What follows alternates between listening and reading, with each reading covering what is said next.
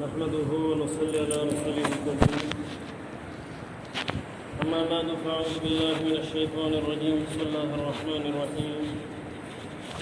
ربنا آتنا في الدنيا حسنة وفي الآخرة حسنة وقنا عذاب النار. وروى الإمام الترمذي رحمه الله تعالى ذكر لرسول الله صلى الله عليه وسلم رجلان أحدهما عالم والآخر عابد، فقال رسول الله صلى الله عليه وسلم: فضل العالم على العابد كفضلي على أدناكم. وقال: إن الله وملائكته وأهل السماوات والأرضين وحتى النملة في جحرها وحتى الحوت ليصلون على معلم الناس خيرا، أو كما قال عليه الصلاة والسلام. حضرات اساتذہ کرام اور عزیز طلباء، اللہ سبحانہ و تعالیٰ نے قرآن کریم میں جو دعائیں ہمیں سکھلائی ہیں اور عام طور پر ان دعاؤں کے شروع میں ربنا ہے. کئی کتابیں اس میں کہیں بعضوں نے چال ربنا، بعضوں نے دوسرے انداز سے، ملا علی قاری علیہ الرحمٰن نے پہلی منزل میں وہ دعائیں دی ہیں. اور قرآن کریم کی جو دعائیں ہیں وہ اپنا اثر کرنے میں بہت عجیب و غریب ہے، اس لیے کہ وہ سکھلائی گئی ہے باری سبحانہ و تعالیٰ کی طرف سے. اور باری تعالیٰ پڑھنے کی توفیق دے، اس کا مطلب ہے کہ باری تعالیٰ ہمیں عطا کرنا چاہتے ہیں اور اس کے فوائد سے مالا مال کرنا چاہتے ہیں. تو ان دعاؤں میں ایک مشہور دعا ہے اور وہ ہے: ربنا آتنا فی الدنیا حسنۃ وفی الآخرۃ حسنۃ وقنا عذاب النار. اس کی تفسیر امام ترمذی رحمۃ اللہ علیہ نے حضرت حسن بصری رحمۃ اللہ علیہ کے حوالے سے ذکر کیا. فی الدنیا العلم والعبادہ وفی الآخرہ الجنہ. دنیا میں مانگتے اللہ دنیا میں ہمیں بھلائی دے اور آخرت میں بھلائی دے. اس کی تفسیر میں لوگ اپنے اپنے طور پر بعض مرتبہ معنی نکالتے ہیں. ہمارے یہاں ایک میں چھوٹا تھا، ہمارے گھر کے ایک انجینئر تھے عبد القادر، تو مجھے کہنے لگے کہ میں دنیا میں کیوں تنگی والی زندگی گزاریں. اللہ تعالیٰ فرماتے ہیں، اللہ نے ہمیں دعا سکھلائی ہے، اللہ دنیا میں بھی بھلائی دے آخرت میں بھی بھلائی دے. تو بھلائی کا دنیا والے اپنا معنی ہی مراد لیتے ہیں کہ دنیا میں ٹھاٹھ ہو، گاڑیاں ہوں، بنگلے ہوں. حسن بصری رحمۃ اللہ علیہ اس کی تعریف کرتے ہیں، اس کا معنی سمجھاتے ہیں. دنیا میں حسنہ یعنی اللہ ہمیں علم دے اور عبادت کی توفیق دے، اور آخرت میں ہمیں جنت دے. قرآن کریم نے اچھائی کی تعین کر کہ دنیا میں اچھا کون، کس کو اچھائی ملی ہوئی ہے، کس کے متعلق آپ یہ کہیں گے کہ یہ دنیا میں اللہ سبحانہ و تعالیٰ کی طرف سے اس کے ساتھ خصوصی فضل کا معاملہ ہوا ہے. ہم کہہ سکتے ہیں آنکھیں بند کر کے قرآن کریم کی روشنی میں علم و عبادت کی اگر کسی کو توفیق ملی، اس کے حصول کی، اور اللہ سبحانہ و تعالیٰ نے علم عطا کیا، تو کہیں گے اللہ سبحانہ و تعالیٰ کی طرف سے اس کو بھلائی ملی. اور صرف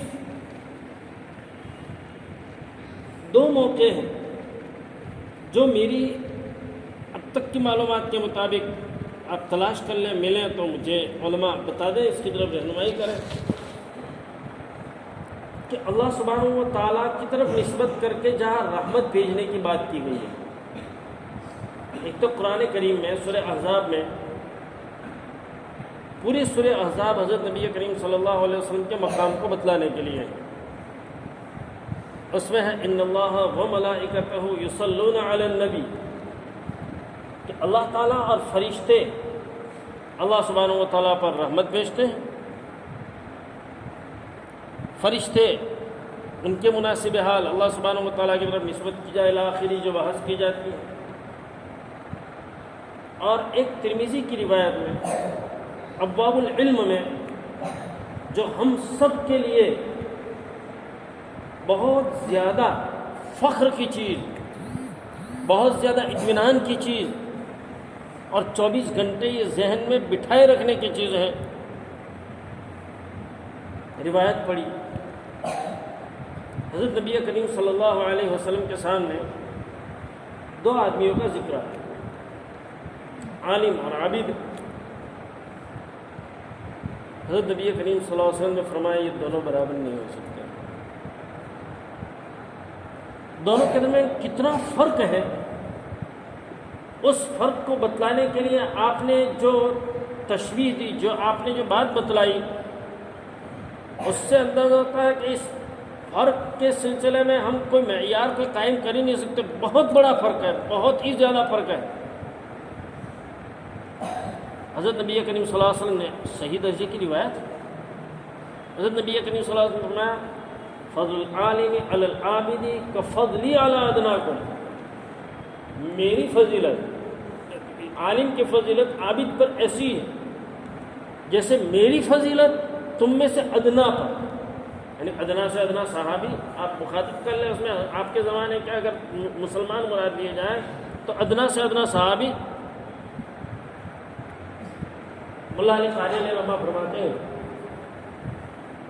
ایسا بھی تو ہو سکتا تھا کہ آپ یہ فرماتے کہ کفضلی علی اعلاکم، جو اعلیٰ ہے میری فضیلت تم میں سے اعلیٰ پر. یہ بھی فضیلت جو اونچا سے اونچا صحابی ہیں ان کے درمیان جتنا فرق ہے، اور وہ بھی بہت بڑا فرق ہے، لیکن اور زیادہ فرق کو بتلانے کے لیے آپ نے ذکر کیا کہ تم میں سے ادنا جو ہے اس کے اور میرے درمیان جو اس میں یہ جو فرق ہے، آپ ایک اندازہ لگانے کے لیے آپ نے ایک بات ذکر کی.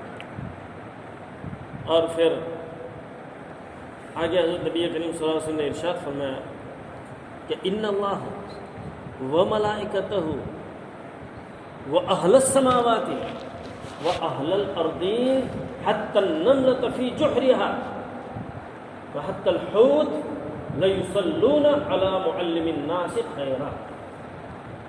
بس اور کوئی فضیلت نہ ہوتی تو میرے خیال سے اس میں ہے اتنی فضیلت کافی تھی کہ اللہ تعالیٰ، فرشتے، آسمان والے، زمین والے، حتیٰ کہ چونٹیاں اپنی بلوں میں اور مچھلیاں تک، یہ سب رحمت بھیجتی ہے، دعائیں مغفرت کرتی ہیں، اللہ سبحانہ و تعالیٰ سے دعائیں کرتی ہیں. کس کے لیے؟ علی معلم الناس خیرا، جو لوگوں کو بھلائی سکھلاتا ہے. علم کی فضیلت کے لیے اور کوئی بات نہ ہوتی تو یہی کافی تھی کہ جو شرف باری سبحانہ و تعالیٰ نے حضرت نبی کریم صلی اللہ علیہ وسلم کو عطا کیا خصوصی طور پر، وہی شرف اہل علم کو عطا کیا، علم سے نسبت رکھنے والوں کو عطا کیا. اس لیے اللہ سبحانہ و تعالیٰ کا شکر ادا کرتے رہنا چاہیے. اللہ سبحانہ و تعالیٰ کا احسان مان کر ہمیں اپنے کام میں، اللہ نے جس کام کے لیے ہمیں انتخاب کیا ہے، ہمارا انتخاب کیا ہے، اس انتخاب کو ہم اپنے لیے عظیم انتخاب سمجھتے ہوئے ہم اپنے کام میں ہم لگے رہیں، اور اس طریقے سے لگے رہیں جس طرح ہمارے اکابر، ہمارے بزرگان دین علم حاصل کرنے کے تعلق سے بھی اور علم سکھلانے کے تعلق سے بھی ان کے جو طریقہ کار ہیں ان طریقوں کے مطابق ہم اپنے آپ کو لگائے رکھیں. حضرت مفتی محمد سعید صاحب پالنپوری دامت برکاتہم العالیہ، حضرت کی بات مجھے بہت اچھی لگی اور واقعی اس پر غور کرنے کے قابل ہے. تو ہمارے بچے بھی ہیں جو ابھی سے ان کے کان میں یہ بات پڑ جائے تو ممکن ہے کہ آئندہ کام دے، اور ہر کسی کے لیے کام کی چیز ہے. میں نے حضرت سے 4 سال پہلے ہمارے یہاں تشریف لائے تھے، میں نے عرض کیا حضرت زندگی میں برکت ہو جائے یہ کیسے؟ ذرا اس کا کوئی آپ عمل بتائیے نا. آپ لوگ کام اتنا کرتے ہیں ماشاءاللہ، تو کوئی ایسا طریقہ بتائیے کہ زندگی میں برکت ہو جائے. 20 سیکنڈ حضرت سر جھکایا، فرمایا 2 چیزیں. 2 ایک تو یہ ہے کہ اپنا کوئی بھی منٹ ضائع نہ کرو. سمجھ میں آ رہا ہے جو بول رہا ہوں؟ کیا کہا؟ اپنا کوئی منٹ ضائع نہ کرو، یعنی منٹ بگاڑو نہیں، اپنا ٹائم خراب نہ کرو. اور دوسری بات حضرت نے فرمائی کسی کام کی کبھی ہمت نہ ہو. بس 2 بات. کوئی کام کرنا ہے ذہن میں رکھو کہ نہیں کر کے رہوں گا، اور مجھ سے ہوگا کیوں نہیں ہوگا. جو بھی کیا ہے، جس نے جو کام کیا ہے، بھائی انسانوں نے ہی تو کیا ہے، آپ کریں، کبھی ہمت نہ ہاریں. یہ 2 چیزیں اگر آپ لے کر چلیں گے تو آپ برکت بھی دیکھیں گے اور کام کر پائیں گے. خیر، ایک تو یہ کہ ہمیں ہمیشہ یہ ذہن میں رکھنا چاہیے اللہ سبحانہ و تعالیٰ نے ہمارا جو انتخاب کیا ہے، یہ انتخاب یہ ہمارے واسطے عظیم سرمایہ، بڑی فخر کی چیز ہے، اور یہ اللہ سبحانہ و تعالیٰ کی عظیم نعمت ہے. اور دوسری بات کہ ہمیں پڑھنے والوں کو بھی، پڑھانے والوں کو، ہر کسی کو بھی 1 منٹ اپنا سنبھال کے استعمال کرنا چاہیے. پڑھنے والے اس کے لیے جو دیکھو فرائض ہے، وہ فرائض ہے. نماز میں کچھ چیزیں فرائض ہے نا، فرض چھوٹ جائے تو کتنے سجدے واجب ہے نماز میں؟ اگر کسی کی کون پڑھتا ہے پر اگر فرض چھوٹ جائے، کسی کی قرات چھوٹ جائے تو کتنے سجدوں سے نماز پوری ہو جائے گی؟ ہاں، نماز نہیں ہوگی نا. چلو رکوع چھوٹ جائے تو نماز ہوگی. کیا پڑھتے ہو؟ حفظ پڑھتے ہو. حفظ والوں کو مسئلے معلوم ہونے چاہیے مدرسوں میں، یعنی موٹے موٹے مسئلے. رکوع اگر چھوٹ جائے تو نماز ہماری ہوگی نہیں ہوگی. سجدہ چھوٹ جائے تو نماز ہوگی نہیں ہوگی. فرائض ہے، اس میں کبھی بھی کوئی اس کے سلسلے میں کوئی غلط فہمی میں مبتلا ہونے کی ضرورت نہیں کہ فرائض کے ساتھ ہم مفاہمت کریں، اس کے ساتھ کوئی کمپرومائز کریں، اس کے ساتھ کوئی اس طرح کا معاملہ کریں کہ چلے گا فرض چھوٹ جائے گا. تو ایسا نہیں ہوتا ہے. علم کے سلسلے میں جتنے آپ صدیوں سے علماء کا یہ متفقہ فیصلہ ہے کہ اس کے 3 فرائض ہیں. کوئی بھی فرض اگر چھوٹ رہا ہے تو علم میں جماؤ پیدا نہیں ہو سکتا. یہ طے ہے. مطالعہ، سبق کی حاضری، یعنی سبق میں ذہن کی حاضری، نہ کہ فقط جسم کی حاضری. اور تیسری چیز تکرار. یہ 3 چیزیں فرائض کے قبیل ہیں. اس میں ایک فرض تو ہم نے پورے سب نے مل کر غائب کر دیا اور وہ ہو گیا مطالعے والا. اب ظاہر ہے کہ اس سے جو ہمارا جو معاملہ رہنا ہے، کچا جو رہنا ہے وہ رہنا ہے. مطالعہ اپنے اساتذہ سے پوچھ لینے کا، مطالعہ کیسے کریں. سبق کی حاضری اور اس کے ساتھ تکرار، یہ 3 چیزیں فرائض کے قبیل سے ہیں. اور کچھ اس کے آداب. آداب کی جتنی رعایت کی جاتی ہے تو اس میں رونق اور چمک پیدا ہوتی ہے. آداب کی اگر رعایت نہیں کی جائے گی تو چمک اور اس میں رونق پیدا نہیں ہوگی. دیکھو آپ ایسے کر کے نماز، ایسا ٹانگیں ایک دم پھیلا کے نماز پڑھے، نماز ہو جائے گی نہیں ہو جائے گی؟ نماز ہو جائے گی، لیکن سنت کے خلاف ہوگی. کیسے لگے گی؟ بدی نماز لگے گی آپ کی. سنت کے خلاف ظاہر میں بھی بدی لگے گی. تو آداب کی رعایت نہ کرنے کی بنیاد پر اصل چیز اپنی جگہ پر ٹھیک ہے، لیکن آداب کی رعایت کرنی ضروری ہے. اس لیے علم کے سلسلے میں جو ہمیں آداب ذکر کیے جاتے ہیں، کتابیں تو پڑھی جاتی ہوگی نہیں، سنتے ہوں گے، تعلیم کی جاتی ہے. اس کو دھیان سے سن کر اس پر عمل کرنے کی کوشش کرنے کی. اور ابھی سے اس کی عادت ڈالو گے تو دھیمے دھیمے تمہارا مزاج بنے گا اور آئندہ تم کام کے بنو گے انشاءاللہ. لیکن ابھی سے اگر ہمارا مسئلہ بنا چلتا ہے، یہ ساری چیزیں ہیں، تو پھر ہمارا جو حسن ہے مزاج بنے گا لاپرواہی والا، لاؤبالی پن والا. اور ایسے طلبہ عام طور پر کام نہیں کر پاتے، کہیں جم نہیں پاتے.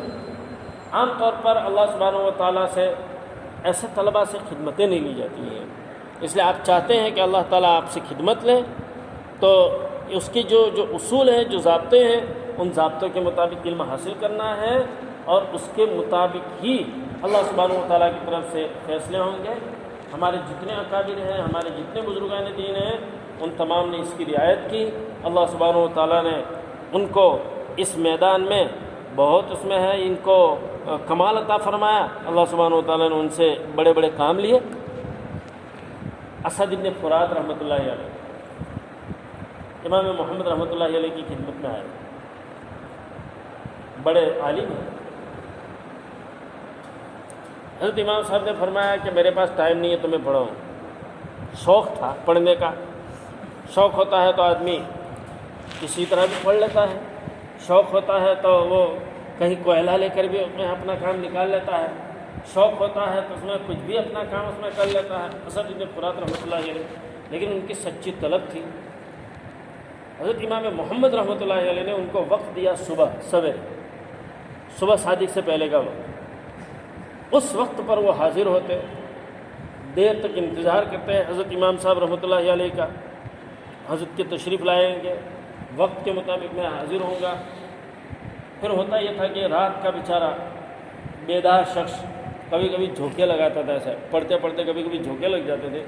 امام محمد رحمۃ اللہ علیہ پانی رکھتے تھے اور چھڑکاؤ کرتے تھے، اپنے شاگرد کے ساتھ محبت پیار کا معاملہ، تو بیچارہ اس میں ہے رات بھر بیدار رہا ہے، جھونکے مار رہا ہے، تو اس میں اس کو پانی کا چھڑکاؤ کرتے تھے۔ اور اس میدان میں تو عجیب و غریب آپ پڑھیں گے حیرانی ہوگی۔ علامہ ابن تیمیہ رحمۃ اللہ علیہ بہت بڑے عالم گزرے ہیں، ان کی اپنی جیل کی داستان ہے، جیل میں کتابیں لکھنے کی داستان ہے، لیکن ایک عجیب میں قصہ آپ کو سناؤ، 1 منٹ کی قدر کرنے کا جو مسئلہ ہے اس پر بس یہ بات میں اس پر ختم کرتا ہوں۔ ان لوگوں نے کام کیسے کیے، اللہ تعالیٰ نے ان سے کام کیسے لیے، تاریخ میں شاید ایسا کوئی قصہ ملے اس قسم کا قصہ۔ یہ علامہ ابن تیمیہ رحمۃ اللہ علیہ اور بعضوں نے ان کے والد صاحب کا قصہ لکھا ہے۔ ان کا معمول تھا کہ مسلسل پڑھتے رہنا، جو وقت ملا پڑھتے رہنا ہے۔ اب وقت ہو گیا، ان کو ضرورت پڑ گئی استنجے میں جانے کی۔ استنجے میں جب آدمی جائے گا تو پڑھ نہیں پائے گا، کیسے پڑھے بھائی؟ اب وقت لگے گا، اس میں 10 منٹ 15 منٹ لگیں گے، تو وہ وقت اتنا نکل جائے گا اور میرے صفحے رہ جائیں گے پڑھنے کے، تو کیا ترکیب کرے بھائی؟ تو انہوں نے کیا ترکیب کرتے تھے، ایک شاگرد کو لے کہہ رہا میں بیت الخلاء میں جاؤں اور میں یہاں تک میں نے پڑھ لیا ہے، صفحہ نمبر 18 تک مثلا میں نے پڑھ لیا ہے، 19ویں صفحے سے باقی ہے، میں اندر جاؤں گا تو زور سے یہاں بیٹھے بیٹھے پڑھنا 19ویں صفحے سے، میں اندر سنوں گا بیٹھا بیٹھا، کوئی کام تو ہے نہیں، اندر سنوں گا۔ اب میں فارغ ہونے تک 5 صفحے ہو جائیں گے، میں جب باہر نکلوں گا اتنی دیر میں تو 5 صفحے پڑھ چکا ہوگا، 6 صفحے 7 صفحے پڑھ چکا ہوگا، اب آگے مجھے 25ویں 26ویں صفحے سے میں پڑھوں گا۔ وہ جو اپنا وقت بیت الخلاء میں جا کر پڑھنے کی کوئی صورت نہیں تھی، اس کی ترکیب کر لیتے تھے اور اس طرح اپنا وقت بچا لیتے تھے۔ آپ اندازہ لگائیے، ہمارے طرف میں فضول کاموں میں، فضول جگہوں میں، فضول باتوں میں لگ کر اپنا وقت برباد کرتے ہیں ان کے کبھی؟ ایک تو ہے کھانے میں افسوس کر رہے ہیں امام راضی علیہ الرحمہ وغیرہ وغیرہ جو اپنی جگہ پر، لیکن یہ تاریخ کا اپنی نوعیت کا عجیب و غریب قصہ کہ بیت الخلاء میں جا رہے ہیں اور اس وقت ان کو احساس ہے کہ میرا وقت اگر ضائع جا رہا ہے تو اس کو میں کیسے قدر کروں۔ اللہ سبحانہ و تعالیٰ مجھے آپ کو قدر کرنے کی توفیق عطا فرمائے اور ہمیں دین کا خادم بنائے۔ اور ہمارے پاس اب وقت تھوڑا رہ گیا ہے، رجب کا مہینہ چل رہا ہے، جم کر آپ محنت کریں اور آئندہ جو چھٹیاں آ رہی ہیں ان چھٹیوں میں بھی آپ اپنا وقت اچھی طرح گزاریں۔ گھروں میں جب جائیں تو ماں باپ کی خدمت کریں تاکہ ماں باپ جو ہے دل سے دعائیں نکلیں۔ یہ نمبر